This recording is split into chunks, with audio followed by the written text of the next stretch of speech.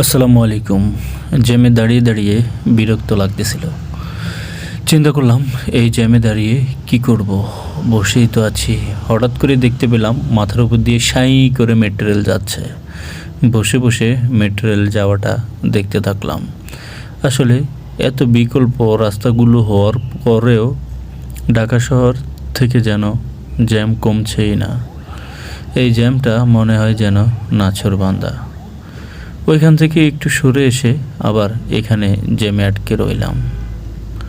যাই হোক, অপেক্ষা প্রতীক্ষা, কখন জানি জ্যামটা ছাড়বে, ছাড়লেই গন্তব্যে গিয়ে পৌঁছবো।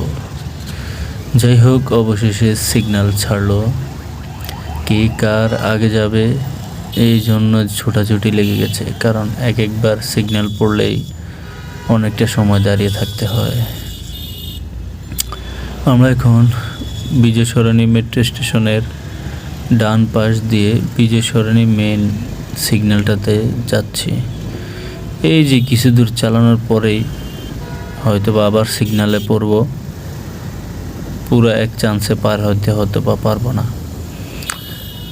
কারণ বিজয় সরণির সিগন্যালটাও আসলে অনেকটা সময় নিয়ে অপেক্ষা করা লাগে। এগুলা সবগুলোই ব্যস্ততম সড়ক। তো চলেন সামনে এগোতে থাকি আর কিছু কথা বলতে থাকি। যদিও আমার বুঝা শেষ, আর আমি বেশি দূর সামনে যেতে পারবো না। সামনে গাড়িগুলো দাঁড়ানো দেখা যাচ্ছে। আমি দাঁড়ানোর জন্য প্রস্তুতি নিয়ে নিলাম। আজকে এই পর্যন্তই। দেখা হবে আরেকদিন অন্য কোনো ভিডিও নিয়ে। আসসালামু আলাইকুম।